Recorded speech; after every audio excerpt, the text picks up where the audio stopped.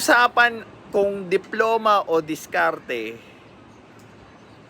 hindi naman masama kung ang ikapupunta nung diploma or diskarte or yung pagpili mo sa diploma or diskarte sa mabuting paraan. This is Pinoy Extreme and pag-uusapan natin kung paano dumiskarte ang mga Pilipino ngayon. Let's do this. This is Pinoy Extreme. Sabi dito sa post ng Move It Riders and Passengers Group, life hack kung isa kang rider, Move It, Angkas, Joyride, GrabFood, Foodpanda, Lalamove, Shopee, Lazada, etc. Kapag ang sukli na lang ay 30 pababa, sabihin mo wala kang barya. Kahit meron naman talaga para makaipon ka ng pangkain mo. Wala ding imposible basta minsan magiging masama ka din. Grabe, hindi ko alam kung anong sasabihin ko. Hindi nyo na kailangan pumunta sa Malacanang, pumunta sa lower house, pumunta sa Senado, or kung saan mang government office para makakita ng corrupt. Tumingin lang kayo sa paligid nyo, kapitbahay nyo, 'di ba? Kabarangay nyo. Literal, ordinaryong tao. Ordinaryong tao na nagkiklaim na mahirap kami. 'Di ba? Rin kasi yung masakit when it comes to pointing fingers. Parati nating sinisisi yung ibang tao na gumagawa sila ng masama. Pero ang hindi natin alam or hindi natin matanggap, tayo mismo yung gumagawa ng kasamaan kahit gaano pa kaliit yan. And pag oras na para anihin natin yung rewards or yung effect nung ginawa natin, magpapaka-victim tayo. Saan? Biktima ng lipunan, biktima ng kahirapan, biktima ng buhay.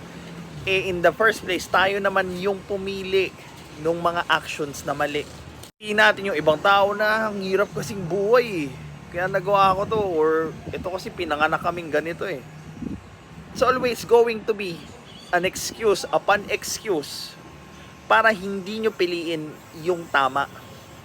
To the point na idadahilan nyo pa yung iba si ganito nga ginagawa yan 'di ba? Bakit hindi ko gagawin? Well, don't you see the irony there? Tayo ang isa sa pinaka-woke na bansa on calling out our government official as corrupt, as evil, pero never natin binigay yung same intensity ng pag-call out sa kapwa natin. Lalo na sa mga simpleng mamamayan, doon sa mahihirap na gumagawa ng hindi maganda. It's always going to be other people. Kaya nagawa ng mahirap yan kasi ganito 'Di ba? Never natin silang tinake or pinatake yung responsibility nila doon sa sarili nilang choices. Kasi gusto nyong maging savior nung mahihirap Gusto nyong umakto na dahil sa ginawa ko kaya umangat yung buhay nila. No, it's not going to work that way. It's always going to be them and only them yung gagawa ng choices or actions para umangat yung kabuhayan nila. Ito pa yung napapansin ko lately.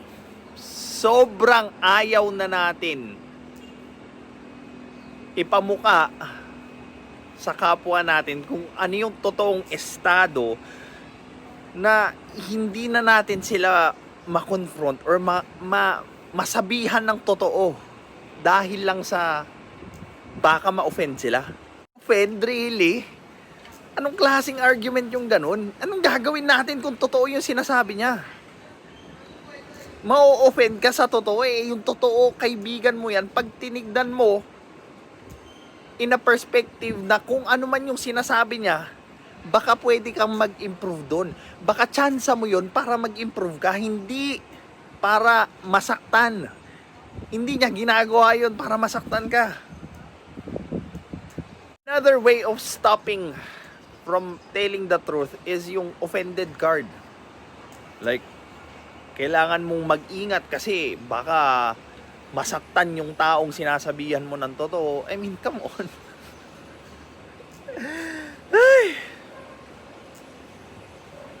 If the truth will kill them, let them die. Actually, a metaphor. Dying meaning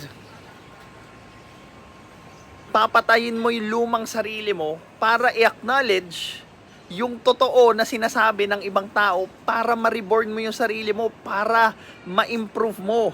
Hindi ka magstay dun sa lumang ikaw na hindi nagpo-progress, na gumagawa ng masama para mahatak ka nila sa pagbabago.